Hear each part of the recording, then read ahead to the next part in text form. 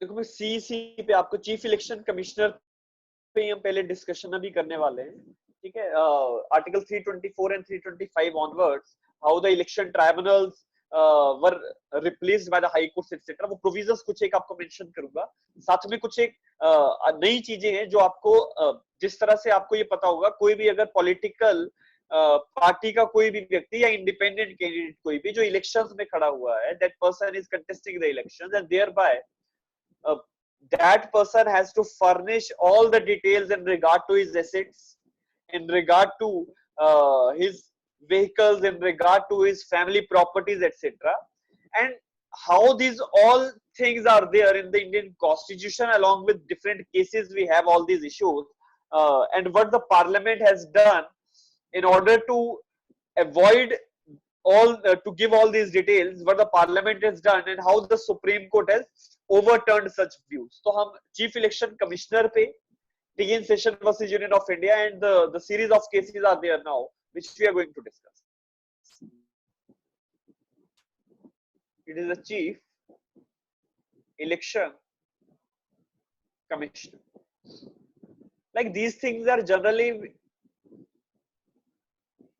you all people are there preparing for the judicial, but rather when we talk about that what kind of questions will become, I will say that in regard to the chief election commissioner or such type of issues, these are not the hot topics, but rather as far the UPSC are concerned, या और जो UPSC की तरह exams हैं वहां पे कहीं ना कहीं आपको ये चीजें थोड़ा सा माइन्यूटली पता होनी चाहिए. Only then wait for only then whatever the question will be there, you will be able to answer that. And when we see that the chief election commissioner appointment and removal, वो सारी चीजें, it is something which can be understood by anyone कि कितने साल का appointment होगा, कैसे removal हो जाएगा, ये जनरल चीज.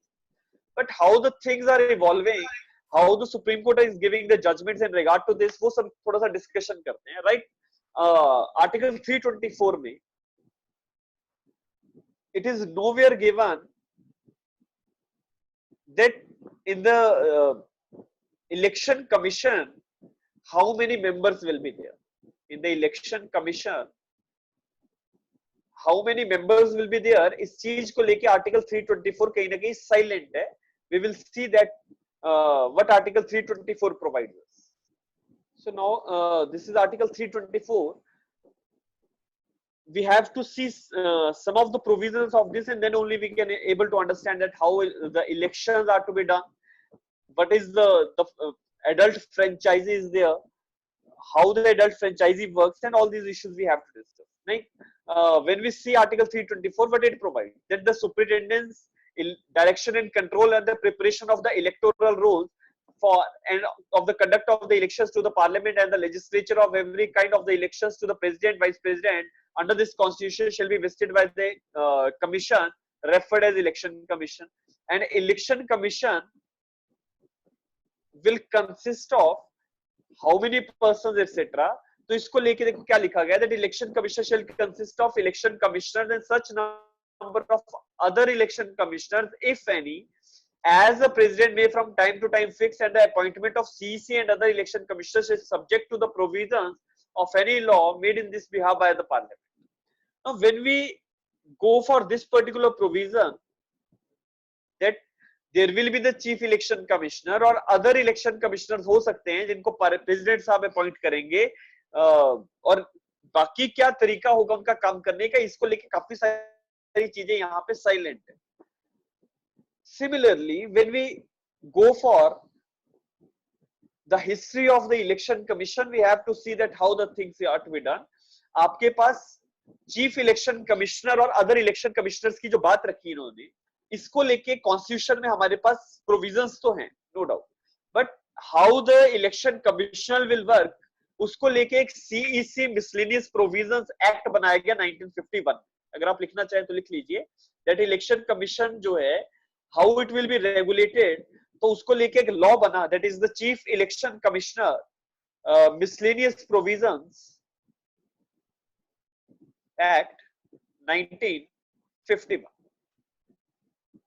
अब इसमें एक चीज है, देखो आपको ये जो आर्टिकल है ना 324 इलेक्शन कमीशन को लेके, इलेक्शन कमिश्नर को लेके यहाँ पे बातें आपको मिल जाएंगी, but rather what will be the duration for how long you can hold the office, इसको लेके आर्टिकल 324 साइलेंट।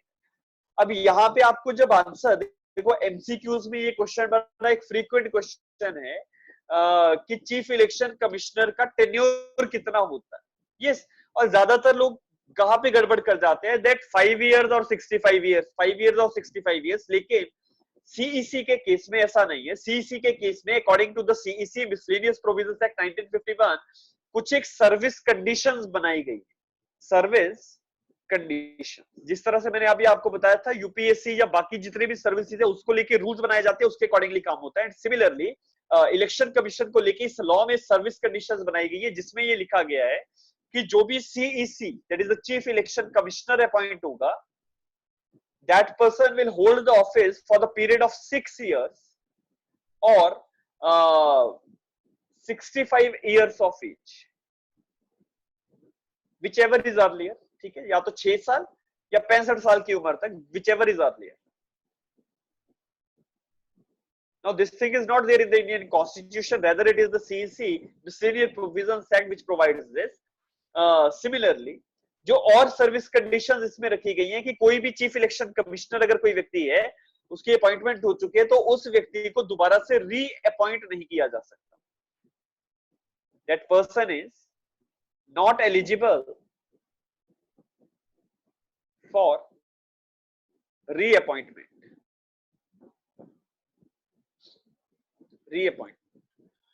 सिमिलरली एक तीसरी जो चीज थी कि कोई भी सीईसी जो है या कोई भी इलेक्शन कमिश्नर है, तो ये लोग जब इस पोस्ट को होल्ड कर रहे हैं तो they will not hold any office of profit after the retirement. They will not hold any office of profit, I am writing over here, they will not hold any office of profit, any office of profit after retirement. Now again the important question, what is the office of profit, that we'll discuss later on. After this topic we will discuss what is the office of profit. अब 3-4 service conditions मैंने आपको बताई कि क्या क्या चीज है। इसी तरह से सीईसी का अपॉइंटमेंट किस व्यक्ति को लेके हम करेंगे, तो वहां पे लिखा गया है कि जिस व्यक्ति को कंट्री के एडमिनिस्ट्रेशन को लेके बहुत ज्यादा एक्सपीरियंस है, ऐसे लोगों को हमें सीईसी अपॉइंट करना चाहिए। That the person who is well experienced in the administration of the country, आप लिखना चाहे लिख लीजिए, person who is well experienced in the administration of the country, person who is well experienced in the administration of the country will be appointed as, या will be considered to be appointed as CEC. So ये सारी की सारी जो चीजें हैं, ये सारी आपको इंडियन कॉन्स्टिट्यूशन में मिलते हुए उस लॉ में रखी गई। So now we will proceed further that how the TN Session case 1995 came into picture, what was the background of that case and what was the consequences of the judgment etc. अब ये कुछ एक चीजें discuss कर रहे हैं। आप heading लिखना चाहें तो लिख लीजिए, it is TN Session versus union of India. अब ये जो TN Session साहब हैं, he was IAS officer and he was the chief election commissioner इन 1995। ठीक है, इनका जो अपॉइंटमेंट था एज अ सीईसी किया गया था। नाउ प्रीवियसली क्या होता था, देखो 1995 से पहले की मैं बातें कर रहा हूं, इस टाइम पे I am talking about before. ये जजमेंट हमारे पास 1995 का, लेकिन अभी जो मैं बात कर रहा हूं दैट इज बिफोर 1991, बिफोर 1990। देखो 1991 से पहले हमारे पास कोई, जब इलेक्शन कमीशन जो था, इस इलेक्शन कमीशन में सिर्फ चीफ इलेक्शन कमिश्नर साहब बैठा करते थे और उनका जो ऑफिस है वो काम करता था। सीईसी साहब भी सारा का सारा देश में लोकसभा राज्यसभा जितने भी इलेक्शन स्टेट या सेंटर के होंगे उनको कंडक्ट करवाने का काम जो है जो मेन अथॉरिटी थी वो उनके पास। 1991 में एक ऑर्डिनेंस पास किया गया, आप लिखना चाहें तो लिख लीजिए उस ऑर्डिनेंस का नाम, that is the election commissioner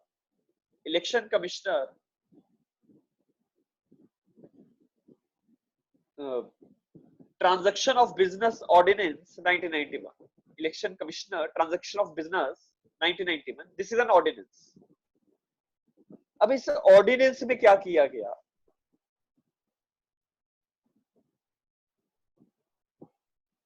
election commission, मैंने आपको बताया बिफोर 1991 हमारे इलेक्शन कमीशन में सिर्फ एक व्यक्ति सीईसी मेन इंपॉर्टेंट व्यक्ति था जो सारे के सारे काम जो है फॉलो अप करते थे।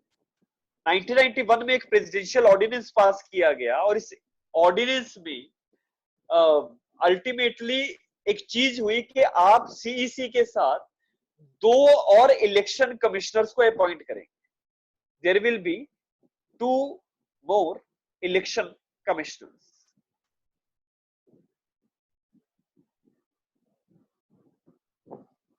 Now, it is okay that there will be one CEC that जो भी चीफ इलेक्शन कमिश्नर होगा he will be the senior most authority और उनके नीचे 2 इलेक्शन कमिश्नर जो है उनका अपॉइंटमेंट किया जाएगा और ये जो इलेक्शन कमिश्नर्स अपॉइंट किए जाएंगे they will be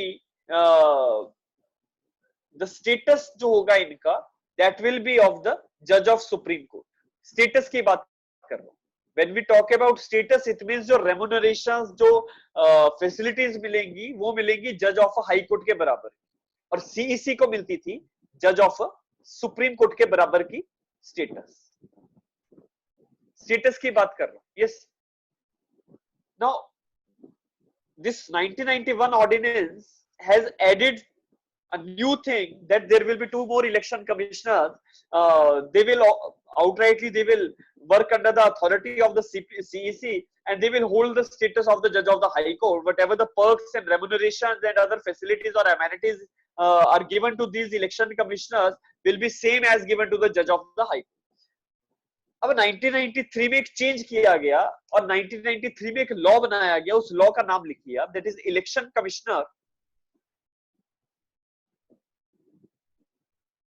commissioner bracket में लिखेंगे condition of services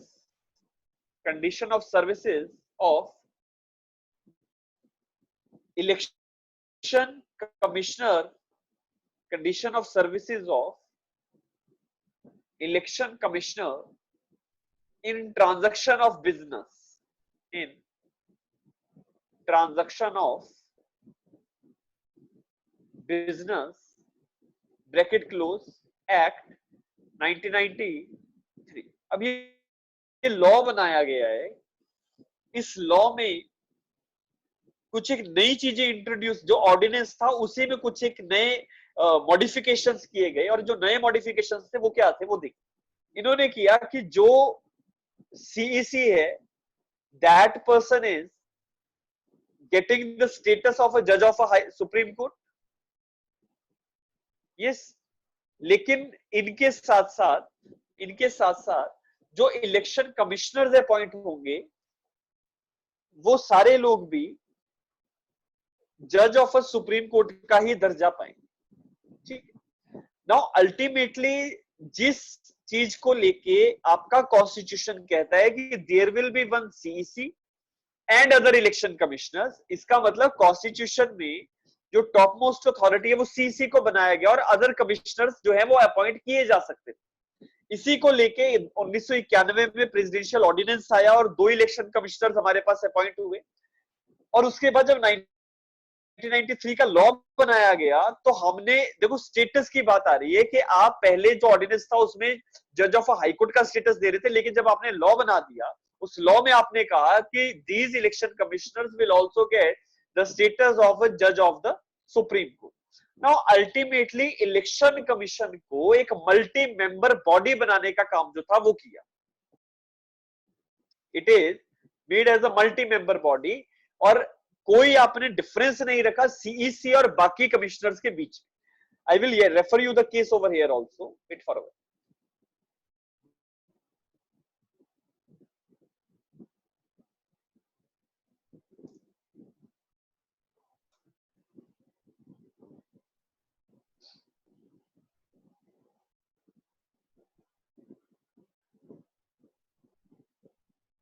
Now you can see, like Justice Ahmadi was a CJI at that time, and under Article 123, the presidential ordinance was given that the Chief Election Commissioner, other election commissioner, condition of services amendment ordinance 1993, or herein after called as the amendment Chief Election Commissioner, other commissioners Act 1991. अब ये दो चीजें हैं यहाँ पे, ठीक है। हुआ क्या है कि there was the first ordinance, thereby again एक ऑर्डिनेंस पास हुआ और बाद में उसको लॉ बनाया गया, तो वो उस सब में आप नहीं पढ़ेंगे। आप नीचे आइए, आर्टिकल 324 की बात हो रही है। And rather just wait for a second, like this para number this one, that on the day of publication of the ordinance 1st October 1993 मिला? yes, लिखा गया है the president of India in exercise of the powers conferred under article 324 clause 2 of the constitution fixed until further orders the number of election commissioners at 2 by the further notification of even date the president was pleased to appoint Mr. M.S. Gill and Mr. G.V.G. Krishnamurthy as election commissioners with effect from 1st October 1993। अब ये दो लोगों को election commissioner हमने बनाया, और इनके साथ साथ इलेक्शन कमिश्नर बनाने के साथ साथ जो इनका स्टेटस था वो स्टेटस इंप्रूव करवाया हमने। स्टेटस आपको पहले मिलता था जज ऑफ हाई कोर्ट का, अब हमने दे दिया जज ऑफ सुप्रीम कोर्ट का। There is the same status given to the chief election commissioner as well as to the election commissioners appointed under this particular ordinance, and thereby ये law भी बना बाद में जो आपका चीफ इलेक्शन कमिश्नर वाला है। It was further later on it was made as a law also. So question ये था, टीएन शेषन साहब उस टाइम पे सीसी थे, और दो जो अभी आपके नाम पड़े, दो और लोग जो इलेक्शन कमिश्नर अपॉइंट हुए, इन दोनों लोगों को after the ordinance of 1993 and thereby it was made as a law also, इन दोनों लोगों को आपने सेम स्टेटस दे दिया। जब सेम स्टेटस दे दिया तो टीएन शेषन साहब का ये क्वेश्चन था कि सर आप कॉन्स्टिट्यूशन के अगेंस्ट जा रहे हैं, आप इलेक्शन कमीशन को मल्टी मेंबर बॉडी बनाने का काम कर रहे हैं, जो कि आपके कॉन्स्टिट्यूशन में ऐसी चीज नहीं है। कॉन्स्टिट्यूशन में लिखा है there will be one CC, other election commissioners हो सकते हैं, और प्रेसिडेंट चाहे तो अपॉइंट कर सकते हैं, और प्रेसिडेंट ने अपॉइंट तो किए, लेकिन उनको जब बराबर का दर्जा दे दिया तो एक मल्टी मेंबर बॉडी, मतलब आप डिफरेंस नहीं क्रिएट कर रहे हैं किसी में।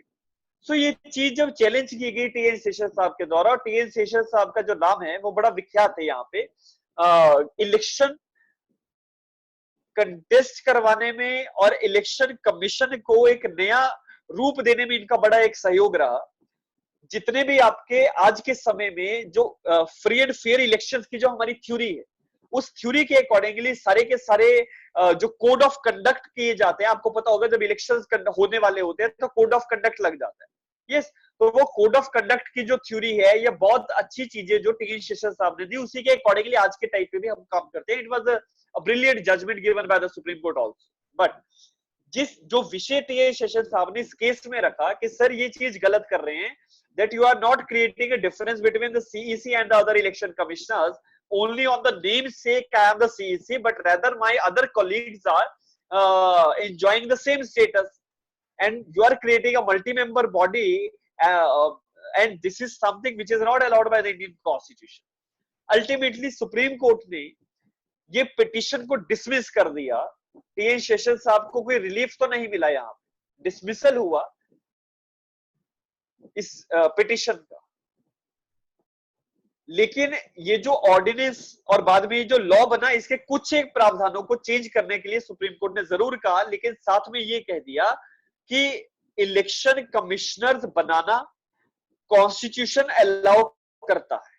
यस, आर्टिकल 324 में इट इज अलाउड दैट कि आप इलेक्शन कमिश्नर्स बना सकते हैं, तो इसका मतलब ये कहीं पे गलत नहीं है कि आप इलेक्शन कमिश्नर्स की अपॉइंटमेंट करें। दूसरा कि इलेक्शन कमिश्नर को क्या स्टेटस मिलेगा, दैट डिपेंड्स कि किस लॉ के अकॉर्डिंगली उस इलेक्शन कमिश्नर को अपॉइंट किया गया, और कोई भी लॉ जो पार्लियामेंट में बनाया गया है, अगर वो लॉ कॉन्स्टिट्यूशनल गाइडलाइंस का के अल्ट्रा वायरस में नहीं जा रहा है तो वो चीज वैलिड है। और हमें नहीं लगता कि अगर आप इलेक्शन कमिश्नर को सेम स्टेटस दे रहे हैं ताकि वो जो कॉन्स्टिट्यूशनल पोस्ट की जो गरिमा है उसको बनाए रखें, तो that is why it is nowhere something which is unconstitutional और टी शेषन साहब का ये केस डिसमिस हो।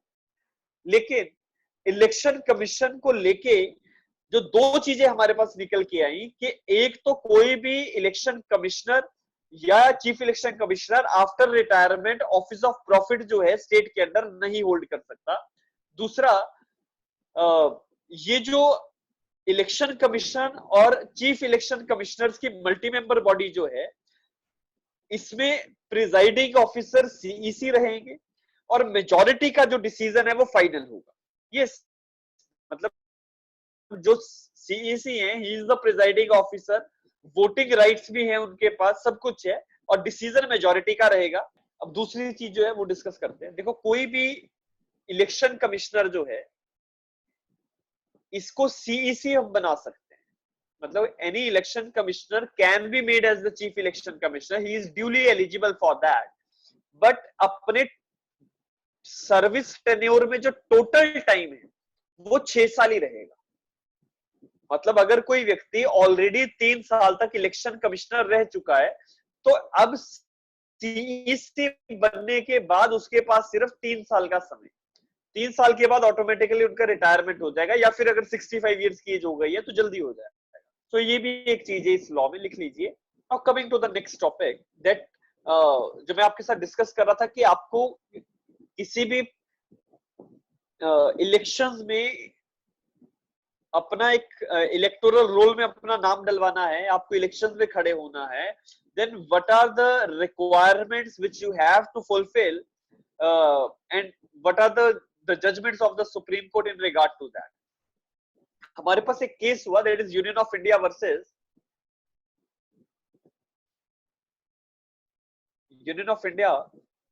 versus आप पूरा लिखिएगा, union of India versus association of democratic rights।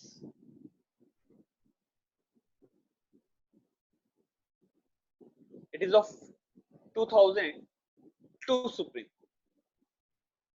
देखो हुआ क्या, दिल्ली हाई कोर्ट ने, पहले इसका जो बैकग्राउंड है वो समझते जाएं, आप जॉट डाउन करना चाहते हैं कर सकते हैं। दिल्ली हाई कोर्ट ने इलेक्शन कमीशन को कुछ एक रिकमेंडेशंस भेजे, like Delhi High Court has given some recommendations to the Election Commission। क्या रिकमेंडेशंस इन्होंने भेजे कि कोई भी वोटर जो है उसको कभी कभी ऐसा होता है कि that person whosoever is contesting giving the vote during the election, उस व्यक्ति को कोई भी जो आपका दावेदार है जो इलेक्शन में खड़ा है वो उचित नहीं लगता है। यस, जिसको लेके आप नन ऑफ द अबव जिसको हम कहते हैं, नोटा जिसको हम कहते हैं, वो दबा देते हैं। ठीक है, तो इसका मतलब the voter has a right to make his choice. अगर वोटर के पास चॉइस का राइट नहीं है तो it is something which is not justified in the democracy. Rather similarly दूसरी जो चीजें थी जो इंपॉर्टेंट थी कि कोई भी कैंडिडेट जो लोकसभा के या असेंबली के इलेक्शंस में, स्टेट असेंबलीज के इलेक्शंस में भी अगर वो कंटेस्ट कर रहा है तो उसको कुछ एक चीजें बताना जरूरी है, और वो चीजें क्या होंगी, that is the pendency of the criminal cases against him. Pendency of criminal cases, अगर कोई व्यक्ति जो इलेक्शन कंटेस्ट कर रहा है उसके अगेंस्ट कोई क्रिमिनल केसेस चल रहे हैं तो वो बताइए कोई पेंडिंग है या नहीं है। सिमिलरली फाइनेंशियल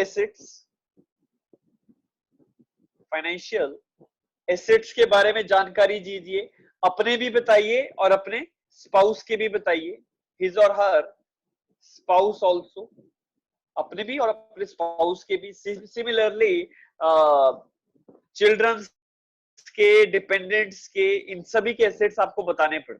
चिल्ड्रन, कोई डिपेंडेंट व्यक्ति है उसके एसेट्स। सिमिलरली अब ये सारी चीजें जो थी ये आपको, और जब एसेट्स की बात आती है तो it is very broad now. Yes, country के अंदर एसेट्स है वो बताने पड़ेंगे, बाहर है तो भी बताने पड़ेंगे, it is very wide. When such type of guidelines were given by the Delhi High Court, recommendations were given by the Delhi High Court to the Election Commission, election commission इनको अप्लाई करता उससे पहले ही supreme court में ये case file हो गया, जिसको हम union of India versus association of democratic rights कह रहे हैं। तो दिल्ली हाई कोर्ट की रिकमेंडेशंस को सुप्रीम कोर्ट में चैलेंज किया गया। सुप्रीम कोर्ट ने कहा कि देखो, फ्री एंड फेयर इलेक्शंस करवाने के लिए ये जो डायरेक्शंस दिल्ली हाई कोर्ट की हैं, ये these are duly good direction, and ultimately a person whosoever is contesting, whether that person is compatible or capable of being elected or not, इसको देखने के लिए ये जो डायरेक्शंस हैं ये अच्छी डायरेक्शंस है और इनको फॉलो करना चाहिए। सिमिलरली दिल्ली हाई कोर्ट ने सुप्रीम कोर्ट ने दिल्ली हाई कोर्ट की रिकमेंडेशंस को अपहेल्ड कर दिया और कहा कि नहीं, इलेक्शन कमीशन को ये चीजें फॉलो करनी। Now ultimately election commission is bound by that. इतना लिख लो पहले, फिर उसके बाद आगे बताओ।